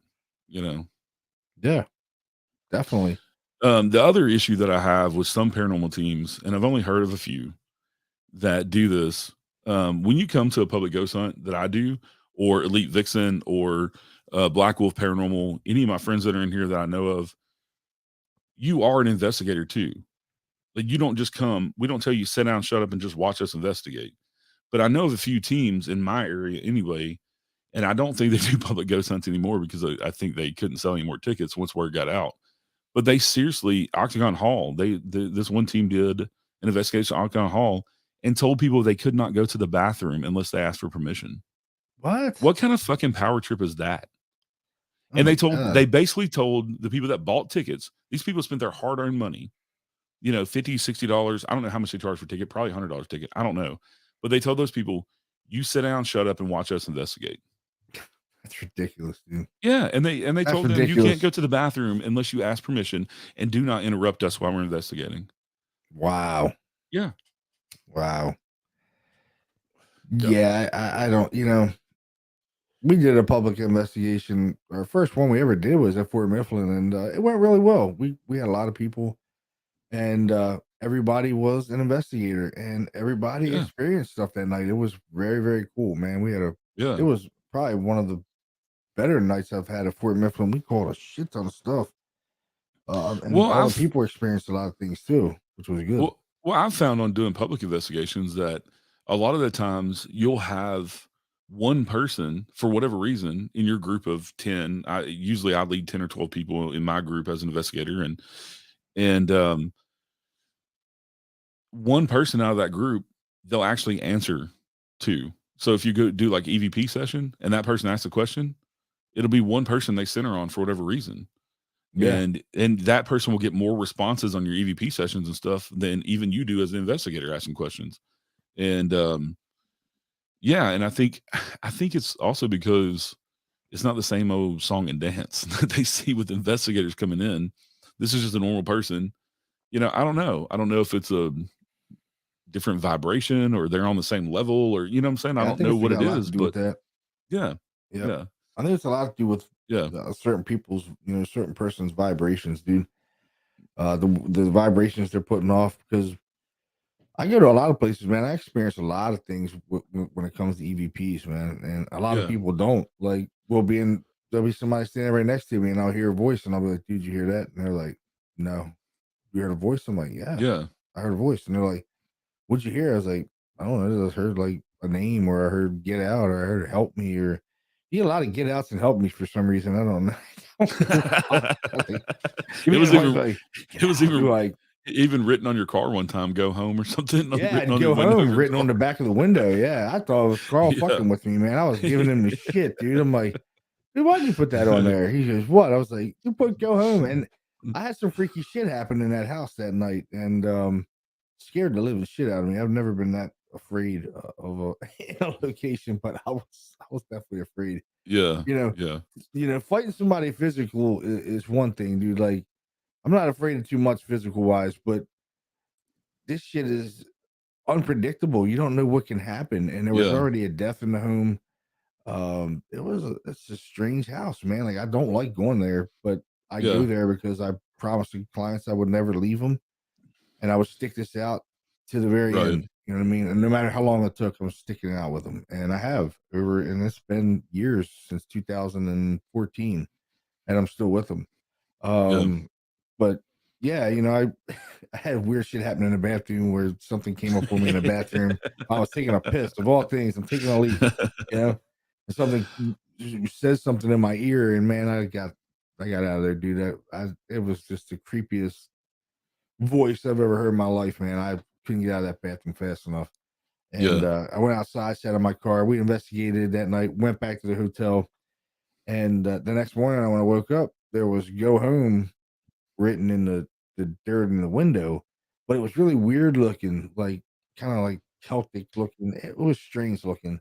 I thought Carl did it, and I was like, dude, we went to eat breakfast. And I came out, I seen it, and I was like, nice, dude. I like that. That was a good touch you did there. And he goes, what? I was like, where'd that go home on the window? He goes, I didn't write that. I was like, you're full of shit, dude. He goes, Yeah. he's looking at it, his eyes are big. He's like, I didn't write that, dude. I don't know who wrote that, but I didn't write it. And the E was like backwards, and it was like in a point. It was just weird as shit. And I have a picture of it somewhere, but it's in one of my files in here.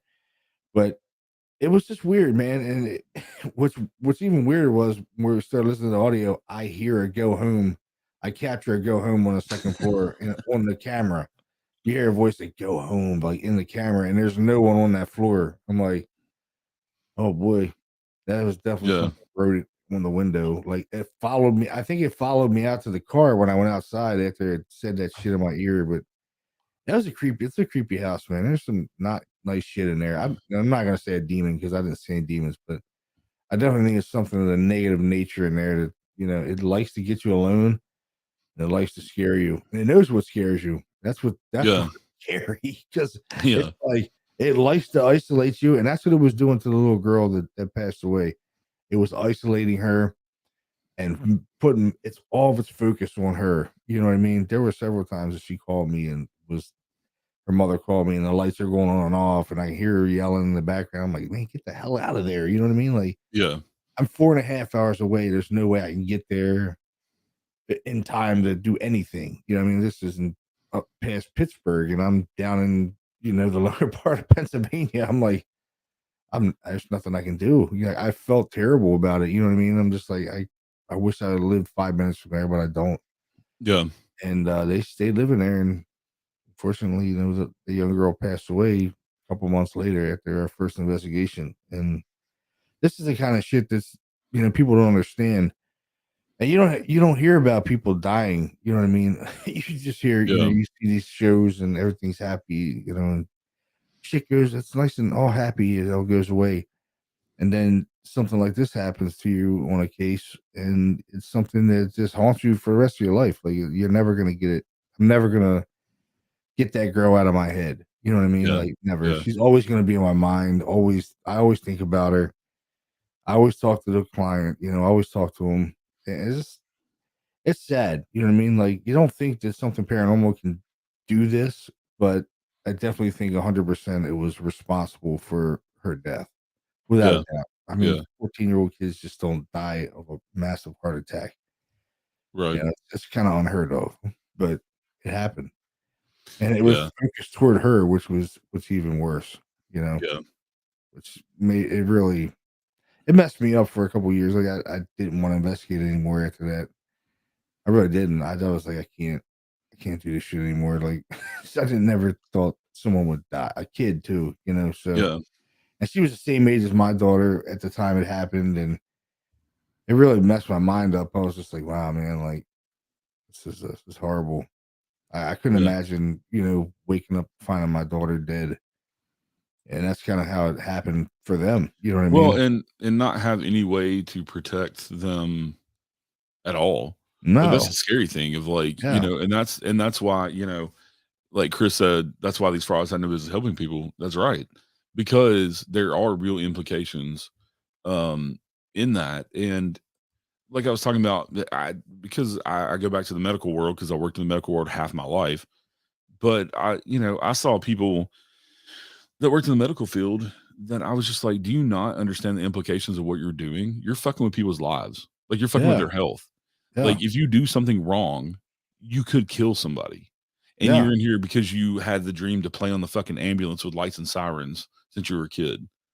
No, you need to go back to I had a partner, he in his 40s and during the 2008 recession, he decided he wanted to come play EMT because he was a trucker and decided had some sort of midlife crisis. And he's the worst fucking EMT I've ever seen in my life. I was in the back with a patient and we were going to the hospital. He passed the exit on the interstate, and because he was talking on his fucking phone with a thing in his ear, stopped in the middle of the interstate and backed the fucking ambulance up the interstate. Holy shit. Yeah, and I came unglued because I'm like, are you trying to get me and the patient killed? Because if somebody rear ends us on the fucking interstate doing 80 Yeah, miles you're an hour, dead. we're dead. Oh yeah, you're dead. And I went in the office and refused to ever work with him again. And he finally decided it wasn't for him and went back to trucking. Jesus And God, dude. yeah, yeah. And I told the Wow. supervisor, I said, he's going to get somebody killed. That's And I'm scary. like, he does not know what he's doing. Yeah. And anyway, it's yeah. But I see people in this field doing the same thing Yeah. of fucking with people's lives and not understanding the consequences of you putting yourself in that situation. Not only even going into the historical location or even going to somebody's business, not even when there's a family involved, but going into somebody's business because they're having issues that they think they're crazy, like you said, or they're something scaring them. And you go in and trump it up 1,000% and scare the shit out of them even more. So they're scared to Yeah. even be in their own business Yep. because you don't know what you're doing and you're going there spouting bullshit. And also, I want to turn it around a little bit on us investigators too, because I think we have a duty to also educate, like not only like in a form like this, but also if you have your own team and you have the ability to take a new team with you, right? And some new people with you on an investigation to somewhere like Brushy, like a public place. Try to do that to show them what real investigating is so that they Yeah. learn from somebody who does it properly and they don't just go out because I think part of the problem, what I'm getting at, I think part of the problem is there's nobody to teach these people. So they have Yeah. no way but to copy what they see on TV, and a lot of those are bad practices, you know? And so I think us as investigators, especially us like us that have been in it for 20 years or more, have some sort of a duty to help these people in some way, even if they can't come investigate with me because I don't really have a team. I investigate all different other kinds of teams and people. Um, but if I have the opportunity, if we're doing a public ghost hunt or something, like, I had a problem with that. And I've taken newer people out to teach them, to show them how we investigate things. But yeah, I would just say, try to mentor. Yeah, like Chanel's saying, to try to help these new investigators when they reach out. Because I've had people reach out to me, but even though I couldn't mentor them per se, I turned them on to teams that were willing to wanted new members or things like that. They were open. Because I'm gonna tell you right now, when I was 18 or 19, I tried to get in onto a paranormal team, and this is before the TV shows and shit. Right, we're talking 2000, 2001, and this is before Ghost Hunters. Ghost Hunters, I think, came out in 2004. For So yeah. paranormal wasn't this huge thing like it No, is it now with the wasn't. TV shows No. and stuff. And I got turned down by every paranormal team because I didn't have any experience. Well, that's a fucking catch 22. How am I supposed to have any experience if you're not going to let me come with your team and learn how to do things, right? How you Yeah. investigate, how you conduct EVP sessions, shit like that. And so I wish there was more. I wish I had more time to do shit like this too, to do classes and things and not charge people to do them. Or if Yeah. you I never do charged. charge people maybe $5, $10, make it affordable, to teach people, um, to teach people just the basics of investigating and the ins and outs of equipment of, okay, this is why K2 meters were brought into the paranormal field. It wasn't to detect ghosts, it was to rule out EMF because there's the theory that ghosts use electromagnetic fields, right? Yeah. Yep. Just simple things like that that people just don't know because it's not put out there on TV. It's not taught on TV, and yeah, so I think we need to be more cognizant of that too as investigators. And I think we have some sort of responsibility to try to do that. And that's what I try to do with the podcast and things that people that listen to the podcast and watch the live streams and things. And I know that's what you try to do as well, is talk about your investigations. This is how we investigate, this is how we collect evidence. And hopefully that's helped some people. But I would say if you're a new investigator, go out and seek out some people. There are people out there that will let you come on a public ghost hunt with them or to a location, maybe not a residence home or something if they're doing home investigations, but if they're doing like a place they're renting out, they might let you tag along and. Yeah, like Christy, she's in the chat room, and her daughter wants to get into paranormal investigating. They don't live far from me, so I'm gonna take her under my wing and show her how to do this stuff. And Yeah. she has medium abilities too, and her mother does as well. Christy does too. And I'm always one of those people that if you're say you're a medium, I really want you really got to prove it, and Christy's definitely proved it to me. Dude, this was recently. I hadn't talked to Christy in a couple years, and we reconnected and stuff. And we were talking, and she's like, I smell like I keep smelling like smoke. And we were talking about the Franklin House Tavern, which I've investigated it. She's investigated it, and she goes, I think something's gonna happen at Franklin House Tavern. Like I keep smelling like smoke, like a fire or something. Yeah. And she actually tried to reach out to the owner and say, hey, maybe you need to look out, keep an eye out because they have a restaurant inside of there. Keep an eye out because I think maybe something's going to happen. And I shit you not, that very day, that evening, the place caught on fire. Wow. Yeah, I was like, holy shit. She sent me the things that the Franklin House just caught on fire. I was like, get the fuck out of here. I was like, holy shit. I was blown away, dude. I was like, wow. I said, yeah. You And definitely got some kind I, of ability. I completely agree, Randy. I think some of us older, we need to have more patience with the inexperienced as well, not just teaching them patience, but Yeah. we need to have patience with them and understand that they're new. And I think it's easy to I've even found myself doing that. I think it's easy to jump on.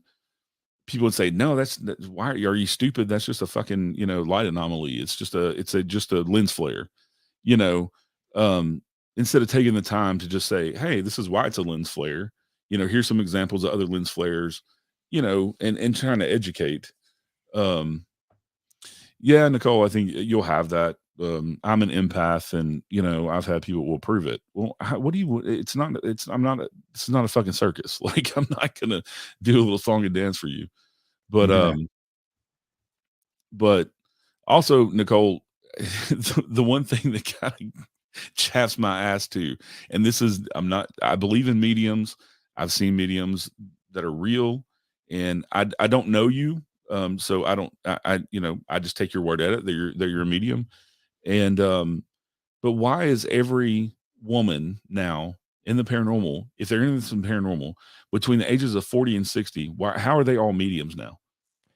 Yeah, I noticed In that all these too. paranormal groups, Yeah, every woman between 40 and 60 is a medium. I noticed that.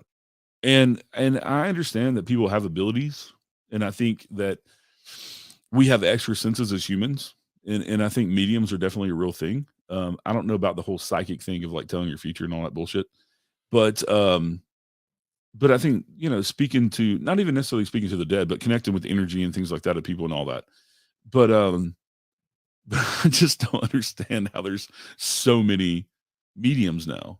You Yeah, know, yeah. um, I was saying that's uh, just somebody not too long ago. I was like, a lot of people, there's a lot of paranormal groups out here now, and a lot of the women there's a parent like a psychic medium on every team now, and I'm like, that was never even like no one even talked about that kind of shit back in the day, but now it's like everybody's a medium. Even the men are mediums, and they're channeling spirits and doing all kinds of weird shit now. It's just like, how about we just get down to brass tacks and get some real evidence? You know what I mean? And figure out what's really going on. I know there are people with abilities. There are, yeah, yeah. without a doubt, there are people with abilities.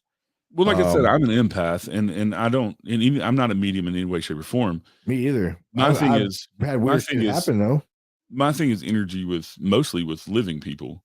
Of like I read people's energy really well, and like it's served me really well throughout life. And I won't get into it because I talk about it on the show all the time. But and Dawn, it may be more acceptance. Um, but it just like this explosion of mediums. And like I said, I think, and I've talked about this a lot on the show. I think we all have inherent abilities. I'm sorry, John. I didn't mean to cut you off for what you're Yeah, no, saying. you're good. You're good. I think we all are born with the inherent abilities of the empath and things like that with these extra senses. And I think a lot of people are taught out of them. And I think some people, like Nicole, are more tuned in to the spirit world for whatever reason, like vibrations, or like we're talking about, vibrating on the right frequency or something like that. Um, but yeah, I think you're more sensitive to the paranormal as well. I think a lot of us get into the paranormal because in some way, shape, or form, we're all sensitive to it, and we experience and feel things that other people don't. Um, Christy, I'm a Yeah. 2X. That's um, funny. but I also think, like Haley said, yeah, I also agree that people are afraid. Yeah. Um, People are afraid of them, and I think your parents are people's parents are afraid as well when their kids have an imaginary friend that maybe is not so imaginary because the parents don't know what to Yeah. do about it, and it scares Yeah. the shit out of them. So they tell you, no, that's just your imaginary friend, and you learn to dumb down those abilities. And and so yeah, I think everybody has an inherent, and even like all of us investigators, you can walk into a room, John, and kind of have a sense of if you're going to have activity, right? You can walk into a building and say, Oh yeah. there's Yeah. something off about this.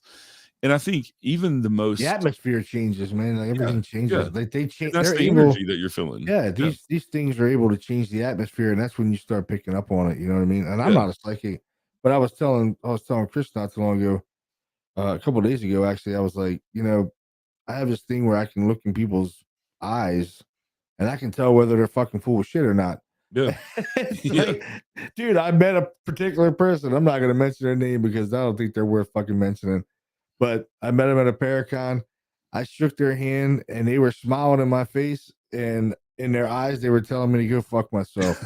You know what I mean? I was like, okay, this Right. fucking person's not very cool at all, and they walked away, and guys were like, oh man, she was pretty cool. I'm like, nah, you didn't pick up on that. He goes, what? I was like, they were smiling, but they were telling us to go fuck themselves with their eyes, dude. He's like, really, dude? I'm like, oh yeah. I said, we ain't messing with them, dude. I said, I'm telling you right now, they're bad news. And everything I said, it came true. I was like, I knew it. I knew it, man. It's something, man. I just got a really awesome email, and I'm just going to share this. Does anybody know who Sapphire Sandalo is? I don't. She has a huge fucking podcast called Stories with Sapphire. It is massive. It is in the top 10 in paranormal podcasts on Amazon. I mean, on Apple. It's a massive award-winning podcast. I just got an email of her inviting me onto her show. Oh, nice. That's fucking crazy. That's awesome. Wow. Yeah. She seems to be a sweetheart, but she just has a massive, she has a couple massive podcasts that she's hosted. Hell yeah, that'd be awesome. I love going on other shows and talking to you because, and I love doing this because there's no preparation. Like we had a topic tonight, but we've kind of gone all over. Yeah, man, we're just free spiriting with it, man. Yeah. Thank y'all. Thank you. Yeah, man. Congratulations, brother. Yeah, I don't. I like going on people's podcasts and telling the truth and giving a real, perspective of real paranormal phenomena. Shit that I've experienced is real, 100% raw. I think a lot of people do this just to have a, they do these public hunts they're kind of like spectators. You know what I mean? They're not, thrill seekers with it. You know what I mean? They're not doing the same kind of shit I'm doing. You know what I mean? Like I'm out here trying to help people find an answer. I do the podcast to educate people, try to help people play the evidence, let them see the evidence and say, hey, I want people to know there is a real thing that's paranormal phenomena. Without a doubt, there's real things there. There's things out there we cannot explain. Yeah. Science is only going to tell you so much, man, because we haven't even touched the surface of paranormal phenomena. And scientists don't even want to touch it. They don't even want to advance on it at all. They don't, because they can't recreate how these things happen. Yeah. You know what I mean? So science is based on them being able to recreate how something has happened. You know what I mean? And paranormal phenomena, you never know when it's going to happen, how it's going to happen, where it's going to happen, a time. Yeah. We have no way to measure it at all. We have no way to measure it. I mean, all these gadgets we have, they don't measure shit. They do nothing. Especially not the ghost radar. Yeah, the ghost radar is boom, classic, man. I told you that story. I'm not going to tell that story tonight, but I told you that story of the women going around with the ghost radar. Yeah, you were telling me about it, dude. I'm like, oh man, get out of here, dude. Come on. Everybody, we got a bleep. Boop. Yeah. There's another one. Like, come on. Nicole has a podcast, Supernatural Whispers. Everybody go check it out. I'm assuming you're on Apple and all that stuff, Nicole. But yeah, I told you that story. But anyway, that was funny, dude. I laughed, man. I've had some funny experiences and investigations with people too, man. Like, there was a time the police were called on us, right? Now we had permission to be in his home. The person that was investigating, they were actually in jail. They had been arrested, and the mother, but they were having a lot of weird shit going on in the home. So the mother called us in to investigate the home, and I'm down in the basement, and because they were experiencing a lot of stuff. They were going to make the basement a daycare, and they wanted to make sure everything was okay if it really wasn't haunted or whatever. So they called us in. I was like, "Hey, cool." So I'm down in the basement, for a good bit of time, just videoing, recording audio, seeing if we hear any voices, and we started experiencing things. So all of a sudden, I hear somebody, "Hey, John." I'm like, I thought it was one of my guys, right? And they're shining this bright ass light down the stairs, and I'm like, "Yeah." And he's like, "Yeah, you might want to come up here." I was like, I'm right in the middle of something, man. Get lost. You know what I mean? Yeah. It's a cop, right? I'm like, get the fuck out of here, man. Like, I'm doing something, dude. They're like, no, get up here now. And I'm like, man, get out of here. Right. And he comes down the stairs. He like shines light and he goes, yeah, this is the police. I'm like, I'm like looking at him. I'm like, I'm sitting there. I'm like, well, what do you want? And he's like, what are you doing? I'm like, well, what's it look like I'm doing? I'm sitting in the dark, dude. Like, what are you doing sitting in the dark? I'm like, I'm a paranormal investigator. He goes, oh, you're saying the house is haunted? I'm like, well, that's what I'm here for, to see if there's anything going on. And he's like, I need you to step outside. I'm like, well, for what? I have permission to be here. And he's like, let's go outside. So I go out there and he goes, you can't be in here. I'm like, what are you talking about? I called the lady. I'm like, you need to get over here. Yeah. So she comes over and the police are like, this is not your home. And what happened? The neighbors called the police. They thought we were breaking into the place. Whatever. You know, we weren't breaking in. We had permission from the girl's mother. The girl was in prison. Dude, it's a long story. But the girl's in prison and we're in her house, but the mother gave us permission. And the police are like, you can't be in there unless the homeowner gives you permission. And she goes, well, I'm the homeowner's mother. And he goes, it doesn't matter. You're not the homeowner. And they kicked us out. Wow. We weren't allowed to go back in. I was like, well, can I go in and get my stuff? And he's like, sure, let's go. I was like, you can come in with me. I just got to get on my camera stuff. You know what I mean? He's like, how long is it going to be? I was like, oh, that took us like 15, 20 minutes to set up. Maybe about the same time to break down, you know, but you have all kinds of weird shit that happens. You know, people, you're investigating and then you look there in the refrigerator. There's an eviction notice on the refrigerator. You're like, oh shit, they're gonna get evicted. We better. It's probably gonna be the last time in here. You know, you're like, oh shit. But oh my god, man, I've had so much fun over the years doing it, and I've captured so much stuff, man. Living on the wild side of the law, dude, all the time. John Curley, the lawbreaker. I didn't break any laws, dude. Never. I'm clean.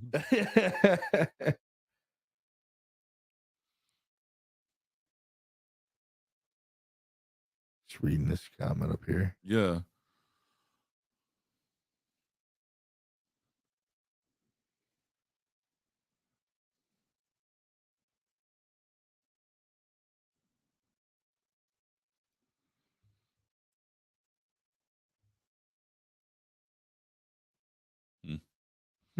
Wow. All right. I guess we're gonna wind it down. Thank y'all all for hanging out with us tonight. no worries, Don. No worries at all. We just wanted to read your message, you know. Yeah. We're reading it, we're like yeah, sorry for the awkward silence. That was cool. But thank you all for coming and hanging out with us tonight. I've enjoyed the chat as well tonight. It's been awesome. And of course, me and you always have a good time talking. We do, man. Yeah. But you know, I also want everybody to know, like, you know, there's no experts in this shit. We all know that. No. And people just need to, if you're gonna be paranormal entertainment, just fucking be entertainment. You know, and don't be putting bullshit out there. And also call these fucking people out. We didn't even get on the cult of para-unity tonight. That's another soapbox of mine. Yeah, and there's a certain fucking group out there right now that I sent you a screenshot of something that they're doing. I'm just like, are you fucking kidding me? You've been indoctrinated to the cult. Yeah, I've seen that. Wow. Yeah. Some people just think a lot of themselves. And I would just tell all of y'all, in my experience in the paranormal, if the person that is screaming para-unity the loudest is always the ones that's only in it for themselves and the fucking money. Yeah. That has been my experience with all of them. Yep. And the newer ones that are out now are no fucking different. And so just be skeptical when you get involved with some of these groups that you probably do, because they're handing out certificates that say you're indoctrinated and you're part of their cult now. They shunned me because I wouldn't have them on my podcast to fucking hawk their shit, because the leader quit his job and is making money off of the events that they do, so that a lot of people put their free time into and don't get paid for it, but he's taking all the money. So yeah, But And anyway, we'll get into that. The paranormal field is a You too, three-ring Michael. circus. Good to see you, buddy. Good to talk to you. Yeah, thanks, Michael. I would tell you, I respect the shit out of Michael Vaciano. You want to talk about a real investigator? Go watch his stuff. His stuff is awesome. Yeah. And that man, I don't know what it is about you, Michael, but you catch some of the most amazing fucking EVPs I've ever heard in my life. And I know you don't fake shit. And he catches some of the clearest EVPs that you will find anywhere. It's amazing. Yeah. But it also shows you what you can do when you go into a place with respect and respecting the history and all that. And that's what he does. And he's all about the history and stuff. And just Michael's a great guy. Yeah, he is. I've known him for a while. We've been friends for a while. He's a good guy. Yeah. Very good. Yeah. Yeah. They were also one of the groups that was defending Cody and Satori because they're doing events with Cody and Satori. So, Cody and Satori's a cash cow for them. And I was actually at the event that they met Cody and Satori. So were you, John. Oh, yeah. Yeah, I was there. Yeah. I wasn't around for all that. I thought I had to go home that day. My wife was really sick then. And I didn't get to stay for all the theatrics and stuff afterwards. Yeah, I heard there was a bunch of shit going on. There were two mediums trying to fist fight each other and all kind of other shit. Oh my God, it was ridiculous. It was, and they're both about 4 foot tall, and so yeah, it was. Oh man, it's like the Magic Munchkin Land. Yeah, well, they both have those fake tans too, and bleach blonde hair. Anyway, I'm not gonna get into that. I just want to tell y'all one of the crazy things about doing the podcast. I get to see behind the curtain a lot, and it is crazy some of the shit that goes on. Y'all don't even know half of the fucking drama that goes on with some of these people and these fucking cliques in the paranormal. Oh my God, the paradrama. We touch the surface paradrama is ridiculous. It is. The paradrama is ridiculous. It is. We haven't even touched the surface of it. Maybe we'll do another podcast and we'll get into depth with it. Yeah, and believe me, you're not part of the clique. If you go thinking, oh, we're all big parrot, you believe in like me, I'm just like, oh, hey, I'm gonna go have fun. And no, I was not part of the fucking high school clique. Nope. And I still had fun, and I had friends there like John and Cisco Murdoch and a bunch of other people. But yeah, I was like, oh wow. I can't wait for it this year. That motherfuckers will probably be wanting to shoot me with a BB gun or something. Oh, as much shit as I talk, they probably don't even want me to come. They're gonna be like, there's that fucker over there. There he is. And don't get me wrong, I have absolutely nothing against the people that put it on. I think they're great. Oh yeah, Pam and Steve. And we're talking about the Gettysburg Battlefield Bash, but Pam and Steve are amazing, and what they do is amazing. They raised $20,000 last year for Wounded Warrior and for kids in need, and they are amazing. And I think the Gettysburg Battlefield Bash is amazing for that. It's just the cliquey bullshit that has risen up around it while it's been going on, and these same people that go back every year and shit. So Brandon said, "Bring home Penhurst." yeah, that's gonna be our first event where everybody's at. But I encourage you all. Be interesting. I encourage you all to go to the Gettysburg Battlefield Bash. It's amazing. Gettysburg's amazing if you've never been there. And I did have a good time, but it was kind of a kick in the ass of like, oh, I'm not part of these high school cliques because this is the first time I've ever been here. Yeah, me either. I'm not a part of them either. I know a lot of people, but I'm not a part of the cliques, man. I always kind of stayed far away from that. Now I'm really far away from it because I called out one of their fucking minions. You know what I mean? So yeah. So now I'm shunned. Thank you. Have a good night. It was great chatting with you as well. Hey, have a good night, Jay.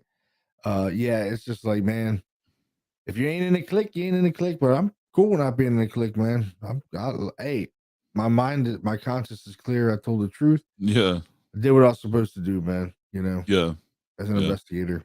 If you're gonna support that kind of shit, then have a good night, Nicole. Thank you for joining us. You're no better than them. Yeah, you're no better than them. But we'll leave on this note. I'm gonna tell you right now, I'm never in competition with anybody but myself. And I'm just trying to be better than I fucking was yesterday.